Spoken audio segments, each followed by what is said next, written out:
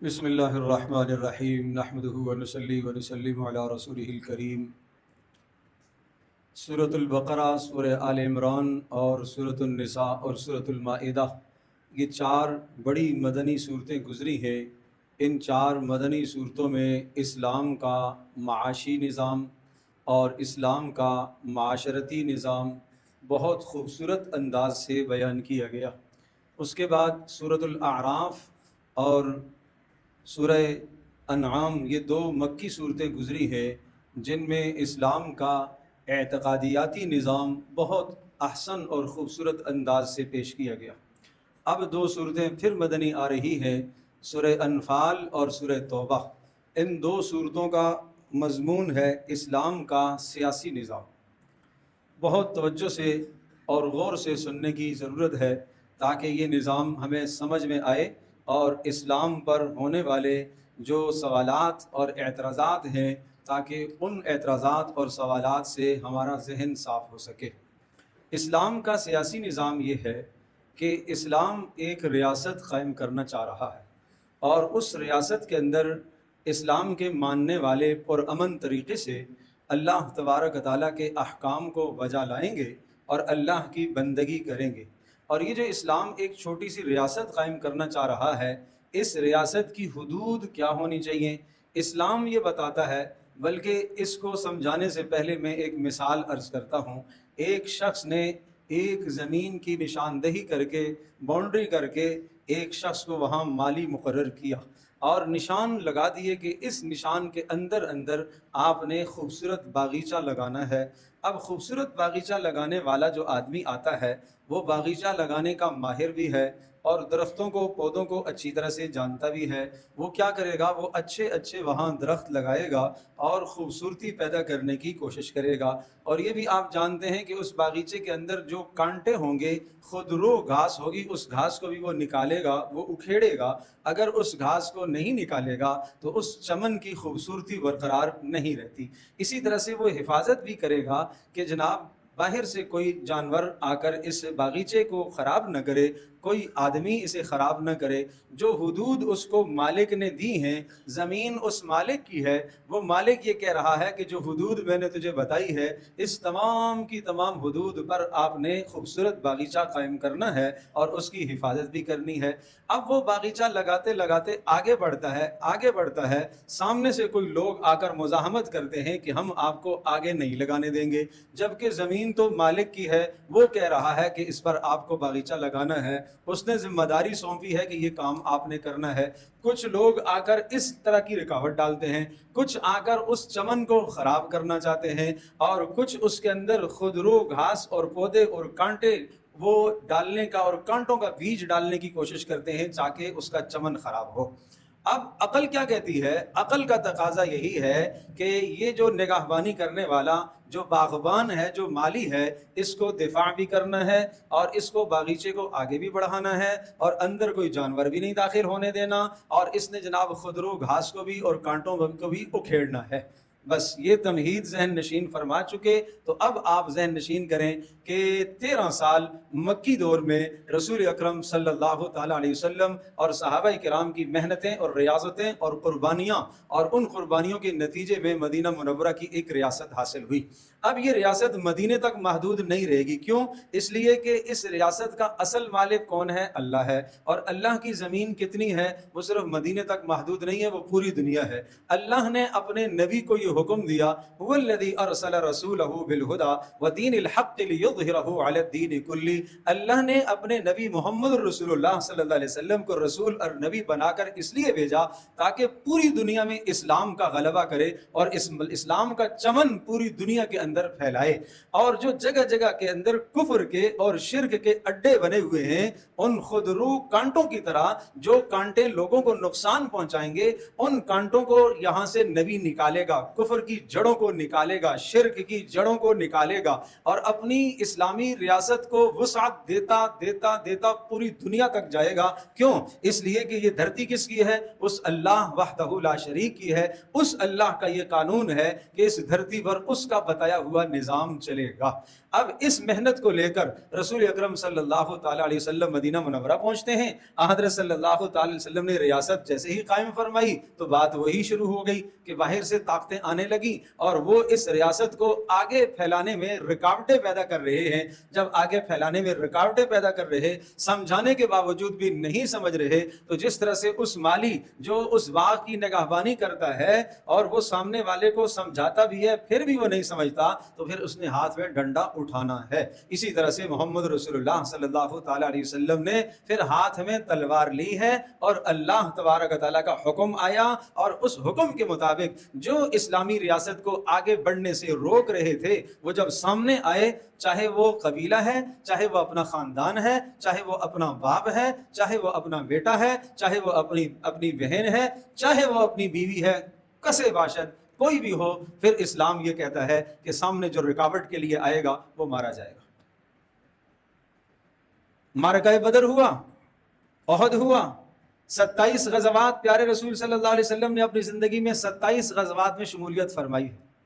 اور ایک بات میں بڑی اہم کہنے لگا ہوں، ذہن نشین کیجیے گا، 27 غزوات، کل زندگی نبی علیہ الصلوۃ والسلام کو دی گئی کتنے؟ 23 سال۔ نبوت کے بعد کی زندگی کی بات کر رہا ہوں۔ کتنی زندگی ہے؟ 23۔ اس 23 سال کی زندگی میں ایک شخص نے پوری دنیا میں انقلاب برپا کرنا ہے، پوری دنیا میں، صرف یثرب میں نہیں، صرف جزیرہ عرب میں نہیں، پوری دنیا میں، پوری دنیا کے بر اعظموں میں اس نے انقلاب برپا کرنا ہے۔ اللہ کے حکم کو اس نے نافذ کرنا ہے، اللہ کے قوانین کو اس نے نافذ کرنا ہے، اسلام کا کلمہ بلند کرنا ہے۔ پوری دنیا میں اس نے یہ بات باور کرانی ہے کہ اس کائنات میں اصل اختیار اللہ وحدہ لا شریک کا ہے۔ کتنا ٹائم ہے؟ بولو، 23 سال۔ اور رقبہ کتنا ہے؟ بولو، پوری دنیا۔ زمانہ کتنا ہے آپ کے پاس؟ صرف 23 سال۔ مگر یہ آپ کا پیغام اور یہ آپ کا پروگرام چلے گا کتنا عرصہ؟ 2 سال، 3 سال، کتنے سال؟ بولو، قیامت تک۔ جس آدمی کے پاس ہوں صرف 23 سال اور انقلاب پوری دنیا میں برپا کرنا ہے، مکان کے اعتبار سے پوری دنیا، زمان کے اعتبار سے قیامت تک، تو اب آپ مجھے بتائیے کہ اس نبی کی فکر اور محنت کیسی ہوگی۔ اور پھر اگلا جو جملہ کہنے لگا ہوں وہ سنیے گا۔ 600 سال سے زیادہ عرصہ، 600 سال سے زیادہ عرصہ ہو گیا دنیا آسمانی علوم سے کٹی ہوئی۔ عیسیٰ علیہ الصلوۃ والسلام کو دنیا سے آسمانوں پر اٹھائے جانے میں 600 سال سے زیادہ عرصہ ہو گیا، 600 صدی، 6 صدیاں بیت جانے کے بعد دنیا میں کفر کا، نفاق کا، شرک کا کتنا دور ہوگا، کیا حال ہوگا۔ ایسے میں ایسے شخص کو محمد رسول اللہ صلی اللہ علیہ وسلم کو اللہ پاک نے ایک منصب عطا فرمایا، اور آپ علیہ الصلوۃ والسلام کو ایک کام سونپا، اور پوری دنیا میں انقلاب برپا کرنا ہے۔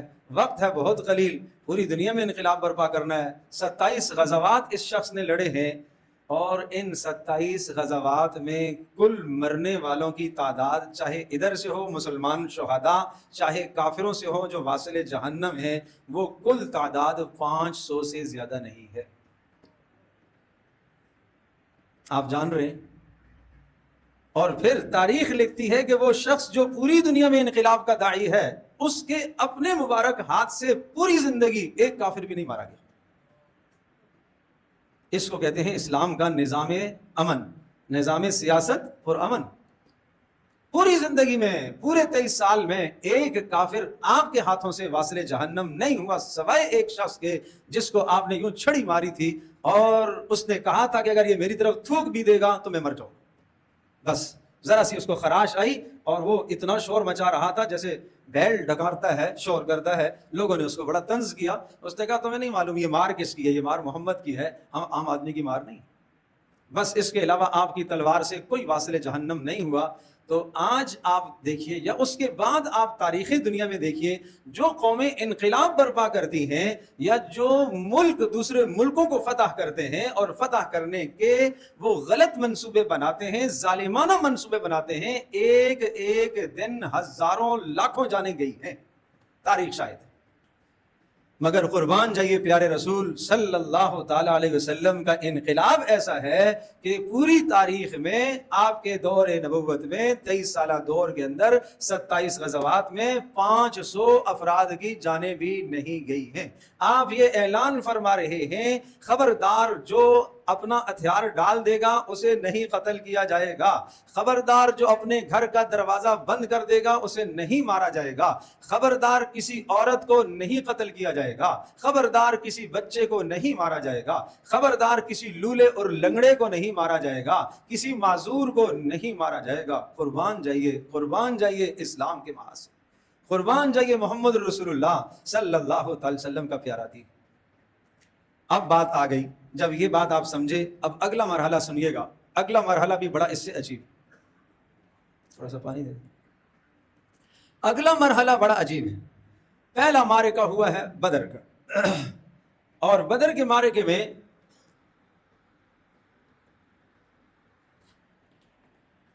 کفر کی قبر ٹوٹ گئی، بس آپ نے فرمایا اب ان میں جان ختم ہو گئی، اب یہ نہیں اٹھ سکیں گے۔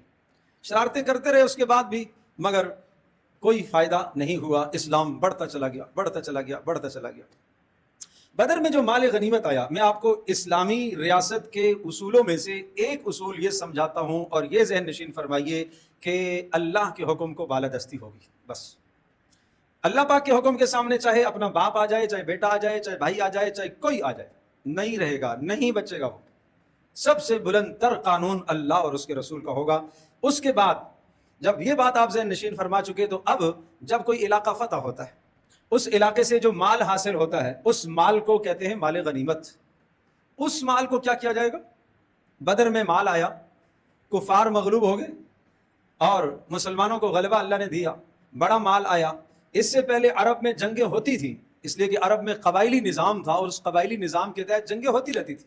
جنگیں ہوتی تھی تو جو مال حاصل ہوتا تھا اس مال کو کیا کرتے تھے؟ سردار جو ہوتا تھا وہ مال لے لیا کرتا تھا، یا مال تقسیم ہو جایا کرتا تھا لڑنے والوں کے درمیان میں، یا مال جو ہے کسی اور طرح سے واپس کر دیا جاتا تھا، مگر مختلف رواج تھے۔ آج پہلا معرکہ اسلام کا بدر کا آیا، سوچا کہ یہ مال کہاں جائے گا، کیا کریں؟ عرب کا جو مشہور ضابطہ تھا وہ یہی تھا کہ جو سربراہ ہوگا سربراہ لے گا، سربراہ تو اللہ کے رسول ہے۔ ایک رواج یہ تھا کہ جناب جو اس میدان کے اندر جوان لڑنے والے ہیں مال ان کا ہوتا ہے وہ لیں گے۔ ایک سوال یہ تھا جناب جو بوڑھے تجربہ کار ہوتے ہیں جن کے تجربات سے فائدہ اٹھاتے ہیں اور جنگ جیتی جاتی ہے مال ان کا ہوگا۔ یہ بحث ہوئی آپس میں، میرے لفظوں پر غور کیجیے گا، یہ بحث ہو گئی۔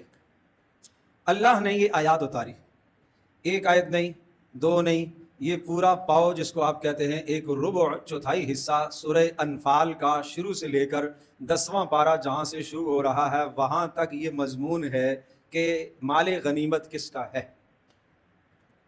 فرمایا یسألونک عن الانفال۔ پہلے اگر آپ کو یہ لفظوں کا فرق سمجھ میں آئے تو بڑا مزہ آئے گا۔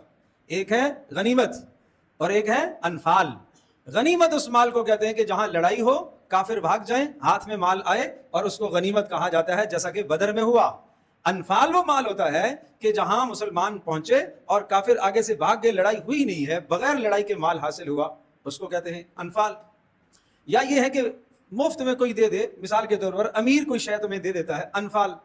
تو یہاں یہ نہیں کہا کہ غنیمت کے بارے میں سوال کرتے ہیں، فرمایا یسألونک عن الانفال، انفال کے بارے میں آپ سے پوچھتے ہیں کہ یہ مال جو حاصل ہوا ہے یہ کس کا ہے؟ کہا خبردار خبردار، نہ بوڑھوں کا ہے، نہ جوانوں کا ہے، نہ ریاست کا ہے، نہ قیادت کا ہے۔ الانفال للہ والرسول، انفال مال غنیمت اللہ اور اس کے رسول کا ہے، بس کوئی کسی کو حق نہیں ہے۔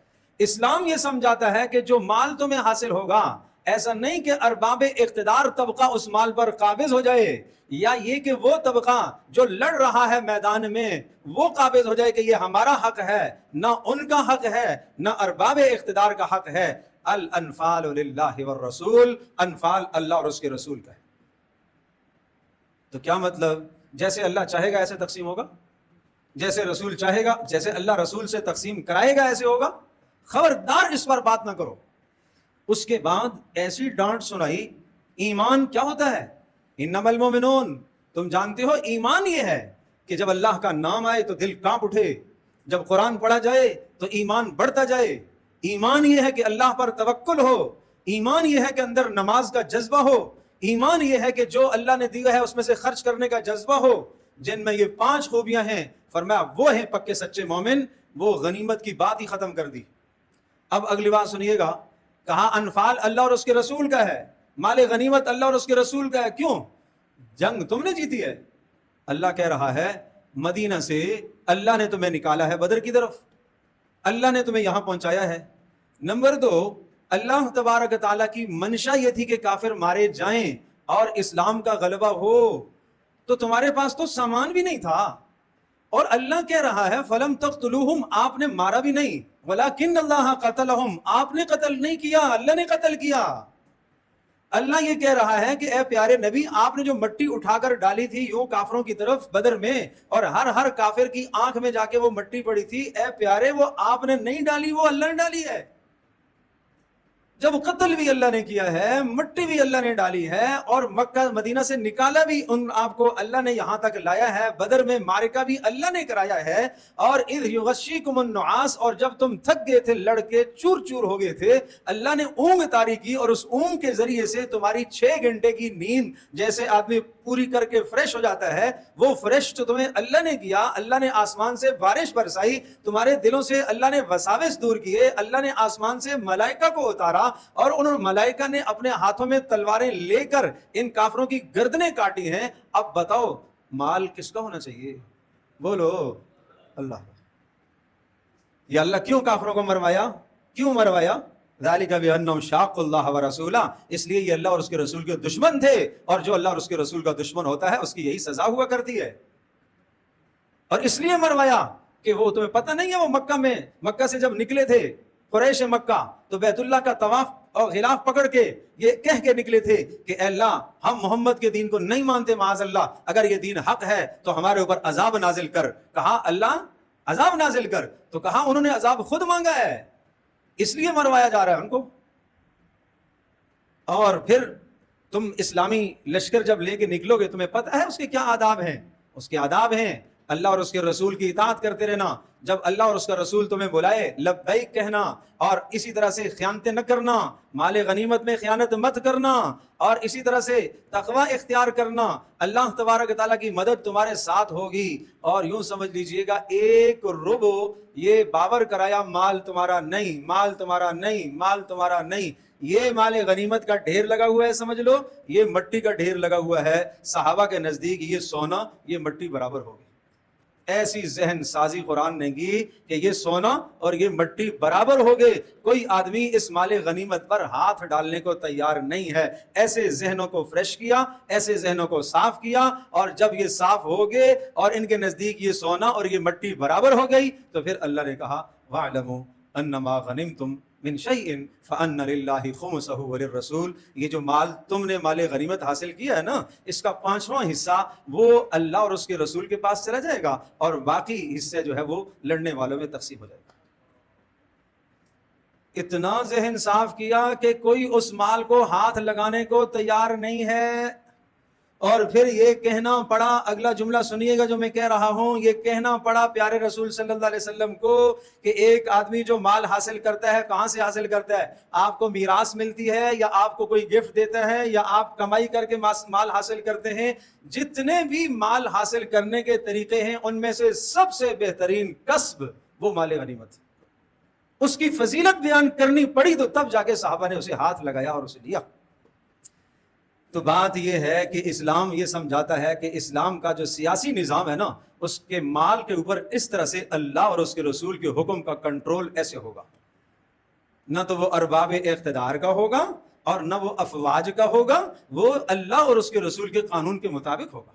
اس میں ایک رتی بھی کوئی نہیں تبدیلی کر سکتا، ایک ذرہ برابر بھی کوئی تبدیلی نہیں کر سکتا۔ یہ تفصیل پھر اس کے بعد پھر آداب ذکر کرتے ہوئے، اور پھر اسی طرح سے یہ بھی سمجھایا کہ جب بھی تم اللہ کی راہ میں جہاد و قتال کے لیے نکلو تو تمہیں کسی بھی لمحے اپنے اللہ سے غافل نہیں ہونا ہے. میدان جنگ میں تمہیں اللہ سے غافل نہیں ہونا ہے. سخت سے سخت لڑائی آ جائے ثابت قدم رہنا ہے, اللہ کو یاد کرنا ہے, اللہ اور اس کے رسول کی اطاعت کرنی ہے. اور میدان جنگ کا خاص عمل ہے وَلَا تَنَازَعُوا. امت مسلمہ تم آپس میں تنازع نہ کرنا, آپس میں لڑنا نہیں. اگر تم آپس میں لڑ گئے تو نتیجہ یہ ہوگا فَتَفْشَلُوا وَتَذْهَبَ رِيحُكُمْ, تمہارا روب اور دبدبہ کم ہو جائے گا اور اللہ کی مدد ہٹ جائے گی. خبردار ایسا نہ کرو. پھر فرمایا وَأَعِدُّوا لَهُم مَّا اسْتَطَعْتُم مِّن قُوَّةٍ, اپنی حیثیت اور طاقت کے مطابق اپنے پاس سامان جمع کرو.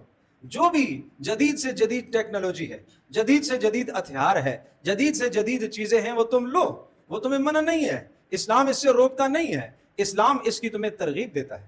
اور فرمایا جب کافر قومیں تمہارے سامنے صلح کے لیے ہتھیار ڈال دیں تو پھر تمہیں بھی صلح کر لینی چاہیے, کیونکہ مقصود دنیا میں خون ریزی کرنا نہیں, مقصود دنیا میں مارنا نہیں ہے, مقصود اسلام کا غلبہ ہے. اگر وہ کہتے ہیں کہ ہاں ہم اسلام کے اقتدار کو تسلیم کر لیتے ہیں, اسلام یہ کہے گا کہ بھائی آپ ہماری طرح ہو جاؤ, اسلام لے آؤ. اگر اسلام نہیں لاتے ہو, دوسری صورت یہ کہ ٹیکس اور جزیہ دو گے, اور اس ٹیکس اور جزیہ دینے کے نتیجے میں ہم تمہارے مال کا اور تمہاری جانوں کا اور تمہاری عزت کا ہم تحفظ کریں گے. جو ہمارے مسلمان کو تحفظ حاصل ہوگا یہ تحفظ تمہیں بھی حاصل ہوگا ایک ذمہ ہونے کی حیثیت سے. مگر تمہیں ملک اسلامی ملک کے اندر اقلیت بن کر رہنا پڑے گا, اقلیت کے قوانین تمہارے اوپر نافذ ہوں گے. تم اپنے عبادت خانوں کے اندر جو چاہو عبادت کرو, اسلام تمہیں نہیں روکے گا. اسلام کو تمہارا عبادت خانہ نہیں گرانا, مگر تم اپنے مذہب کی پرچار باہر نکل کر نہیں کر سکتے. یہ اسلام کہتا ہے کہ اسلامی اقتدار کے اندر, اسلامی ریاست کے اندر تم اپنے مذہب کا پرچار باہر نکل کر علل اعلان نہیں کر سکتے, کھلم کھلا تم دعوت بھی نہیں دے سکتے ہو, اس لیے کہ اس سے اسلام کا نظام امن خراب ہوتا ہے. اس کی وہی مثال ہے کہ ہمارا لگایا ہوا باغیچہ, اس میں خود رو گھاس نہیں آنے دیں گے, ہم کھیڑیں گے اس کو, جس سے دوسروں کو نقصان پہنچے گا اس کو ہم ہٹائیں گے. اس کے بعد پھر سورہ توبہ ہے جس کو سورہ برات بھی کہا جاتا ہے. اس میں اللہ کے غیظ اور غضب کا تذکرہ اگر کوئی دیکھے تو وہ یہ سورت ہے. عجیب سورت ہے, عجیب اللہ کے غضب کا تذکرہ ہے. مکہ فتح ہونے کو جا رہا ہے اور 8 سال کی محنت مدنی ہو گئی, اور اب مکہ کو فتح ہونے کے لیے وقت قریب آ گیا. مکہ بھی گویا کہ دارالاسلام بنے گا, مگر خیال ہی آیا کہ مکہ میں ہم کیسے جا کے لڑیں گے, اس لیے کہ وہاں تو ہماری قرابت داریاں ہیں, وہاں تو ہماری رشتہ داریاں ہیں, اور عجیب بات یہ کہ وہاں تو بیت اللہ ہے, کہیں اس کی حرمت پامال نہ ہو جائے. ایسا ذہن صاف کرایا, ایسا ذہن صاف کرایا, اور کہا کہ جناب اب اعلان کر دو جا کر, صرف 4 مہینے کی ان کو مہلت دو, قریش مکہ کی 4 مہینے تک جو مسلمان ہو جاتا ہے بسم اللہ, نہیں مسلمان ہوتا مکہ چھوڑ کر یہاں سے نکل جائے, جزیرہ عرب کو خالی کر دو, جزیرہ عرب کو خالی کر دو. سن 9 ہجری میں یہ اعلان کروایا جزیرہ عرب کو خالی کرنا ہے. اب یہاں کوئی کفر نہیں پنپ سکتا, چونکہ یہ عرب تھے اس لیے ان کے پاس تیسرا اختیار نہیں تھا, 2 ہی اختیار تھے, یا اسلام لے آؤ اور یا پھر نکل جاؤ یہاں سے, ورنہ تلوار سے تمہاری گردن اڑائی جائے گی. ہاں باقی قوموں کے لیے جزیہ بھی تھا, اسلام قبول کرو اور نہیں کرتے ہو تو ٹیکس دے کر رہو, اور یہ نہیں تو پھر تلوار ہے. مگر چونکہ عرب جو تھے, چونکہ رسول اللہ صلی اللہ علیہ وسلم ان کے خاندان سے تھے, اس لیے ان کو تیسرا آپشن نہیں دیا گیا. یہ 2 ہی باتیں تھیں. اور کہا کہ کیوں, اب 4 ماہ گزرنے کے بعد یہ مکہ کے اندر جو مشرک جہاں پکڑا جائے گا قتل کر دیا جائے گا, مار دیا جائے گا, اس لیے کہ یہ اسلام کے دشمن ہیں اور اسلام ان کا استئصال, ان کی جڑ ختم کرنا چاہتا ہے. اور اگر ان کی جڑ ختم نہیں کی جائے گی تو اسلام کو پھیلنے میں یہ رکاوٹ پیدا کرتے ہیں. جگہ جگہ یہ جسم میں پھوڑے کی مانند ہو گئے ہیں. اب یہ پھوڑا نہیں اگر کٹے گا تو پورا جسم خراب ہونے کا خدشہ ہے. اور فرمایا تم کیوں نہیں لڑو گے ان کے ساتھ, تم یہ کہتے ہیں ہماری قرابت داریاں ہیں, حالانکہ اگر وہ غالب آ گئے تو وہ تمہاری کسی قرابت داری کا خیال نہیں رکھیں گے. اور تم کیوں نہیں لڑو گے, انہوں نے وعدے توڑے, انہوں نے تمہیں وہاں سے نکالا اور رسول کو نکالا, اور فرمایا کہ یہ تو بڑے بڑے کفر کے سرغنے ہیں. قاتلوا ائمۃ الکفر, ان کفر کے سرغنوں کو آپ کو مارنا ہوگا, تب جا کر اسلام کا غلبہ ہوگا. اور پھر فرمایا اچھا یہ بات تم کہتے ہو کہ وہ جناب مسجد کی تعمیر کرتے ہیں اور بیت اللہ کی تعمیر کرتے ہیں اور حاجیوں کو پانی پلاتے ہیں. کہا کیا خیال ہے آپ کا, یہ بیت اللہ کو تعمیر کرنا اور حاجیوں کو پانی پلانا یہ ایمان کے برابر ہو سکتا ہے؟ یہ محمد رسول اللہ صلی اللہ علیہ وسلم پر جو ایمان لائے ہیں ان کا عمل اور ان کا عمل برابر ہو سکتا ہے؟ کبھی بھی برابر نہیں ہو سکتا. جو ایمان لائے اور جنہوں نے ہجرت کی, اپنا سب کچھ چھوڑ دیا, اللہ تبارک و تعالیٰ کے یہاں ان کے لیے اجر ہے. اور آگے پھر ایک وعید اتنی سخت سنائی ہے نا, سنیے گا. یا ایھا الذین آمنوا لا تتخذوا آباءکم و اخوانکم، ایمان والو اپنے باپ کو اور اپنے بھائیوں کو دوست مت بناؤ، اگر وہ کفر پر ہیں تو تمہاری دوستی مسلمان کے ساتھ ہونی چاہیے، خبردار ومن یتولہم منکم، جو ان سے دوستی رکھے گا وہ ظالم شمار کیا جائے گا۔ اور اگلا جملہ قل، کہہ دیجئے اگر تمہارے آباء و اجداد، تمہاری اولادیں اور تمہارے بھائی اور تمہاری بیویاں اور تمہارے خاندان اور تمہارے مال جن کو تم نے کمایا ہے، اور وہ تمہاری بڑی بڑی تجارتیں اور تجارتوں کی منڈیاں جن کے ٹھپ ہونے کا تمہیں اندیشہ ہے، اور وہ بڑی بڑی پراپرٹیاں، اگر یہ تمہیں اللہ اور اس کے رسول سے اور اللہ کی راہ میں لڑنے سے زیادہ محبوب ہیں تو پھر اللہ کے عذاب کا انتظار کرو، پھر انتظار کرو حتی یاتی اللہ بامرہ، یہاں تک کہ اللہ پاک پھر کوئی فیصلہ لائے۔ یہ نہیں کہا کہ اپنی اولاد سے، ماں باپ سے، قرابت داروں سے محبت نہ کرو، کرو، مگر ان سے محبت اتنی نہ ہو جو اللہ کی محبت سے اوپر چلی جائے، اللہ کے رسول کے محبت سے اوپر چلی جائے، ایسا نہیں ہونا چاہیے، خبردار ایسا نہیں ہونا چاہیے۔ یہ ایک حد سمجھائی ہے کہ محبت کہاں تک جائے گی۔ تو وہی بات پھر ذہن میں رکھو، ذہن نشین کر لو، چاہے اپنا گھر ہو، چاہے اسلامی ریاست ہو، چاہے کوئی بھی جگہ ہو، بالادستی اللہ کے قانون کو ہے، اللہ کے قانون کو ہے۔ اور پھر فرمایا اللہ تبارک تعالیٰ نے تمہاری ہر جگہ پر مدد کی ہے، حنین کے موقع پر مدد کی ہے، بدر کے موقع پر مدد کی ہے، اور بات یہ رہی کہ یہ یہود، ان کے ساتھ بھی تمہیں لڑنا پڑے گا اور جزیرہ عرب سے ان کو نکالنا پڑے گا، اس لیے کہ یہ عزیر کو اللہ کا بیٹا جانتے ہیں، اور نصارہ یہ عیسیٰ کو اللہ کا بیٹا جانتے ہیں، یہ اتنے بڑے کافر اور کفر کر رہے ہیں، اور اتخذوا احبارہم ورہبانہم اربابا من دون اللہ، انہوں نے اپنے مذہبی پیشواؤں کو رب بنا لیا ہے، جبکہ ان کو حکم دیا گیا ہے کہ اللہ کے سوا کسی کو رب نہیں بنانا، اور یہ اللہ کے دین کو اپنی منہ سے مٹانا چاہتے ہیں، یعنی اسلام میں شوشے چھوڑ کر، اعتراضات چھوڑ کر مٹانا چاہتے ہیں۔ اور اللہ نے اپنے رسول محمد رسول اللہ صلی اللہ تعالیٰ علیہ وسلم کو اس لیے بھیجا ہے تاکہ ان کے ذریعے سے دین اسلام کو پوری دنیا میں غالب کرے، لہذا پوری دنیا میں اسلام کا غلبہ ہو کر رہے گا۔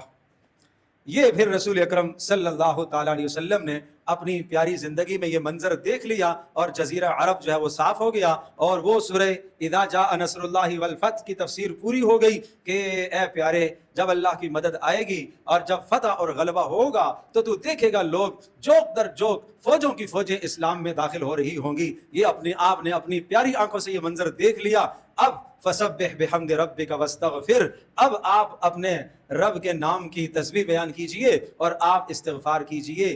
اس آیت کے نازل ہونے کے 2 ماہ کے بعد آپ دنیا سے تشریف لے گئے۔ سیدنا ابوبکر صدیق اس کے نازل ہونے پر رونے لگے۔ کیوں رو رہے ہو؟ کہا پیارے رسول صلی اللہ علیہ وسلم کے جانے کی طرف اشارہ آ گیا، جانے کی طرف اشارہ آ گیا کہ جب کام پورا ہو جاتا ہے تو پھر اللہ لے جایا کرتا ہے۔ اب محمد رسول اللہ صلی اللہ علیہ وسلم نے جزیرہ عرب میں اسلام کا غلبہ دیکھ کر اپنی آنکھوں کو ٹھنڈا کر لیا، اور آپ نے اپنی ایک مضبوط اور مستحکم جماعت تیار کر دی کہ اس جماعت کے اثرات قیامت تک جاری رہیں گے انشاءاللہ۔ اللہ پاک مجھے بھی آپ ہم سب کو سمجھنے کی توفیق عطا فرمائے۔ اللہم ارحمنا بالقرآن العظیم واجعل لنا اماما ونورا وہدی ورحمہ، اللہم ذکرنا منما نسینا وعلمنا منما جہلنا وارزقنا تلاوته آناء اللیل واطراف النہار واجعل لنا حجتا یا رب العالمین۔ اے اللہ ہماری اس مجلس کو قبول فرما، ہم سب کے گناہوں کو معاف فرما۔ اے اللہ جو بیمار ہیں شفا عطا فرما، ہمارے ایک نمازی ان کی اہلیہ ہسپتال میں داخل ہیں، اے اللہ انہیں شفا نصیب فرما، اے اللہ انہیں شفا نصیب فرما۔ اور جتنے بیمار ہسپتالوں میں، گھروں میں، اس مجمع میں جو بیمار ہیں، اے اللہ چھوٹی موٹی امراض میں مبتلا سب بیماروں کو شفا عطا فرما۔ اے اللہ اس قرآن کریم کے ساتھ سچی محبت ہمیں نصیب فرما، اے اللہ سچا تعلق ہمیں نصیب فرما۔ اے ارحم الراحمین ہم سب کا خاتمہ ایمان پر فرما، مرتے دم تک اس قرآن کی خدمت کے لیے ہمیں قبول فرما۔ وصلی اللہ تعالی علی خیر خلق محمد۔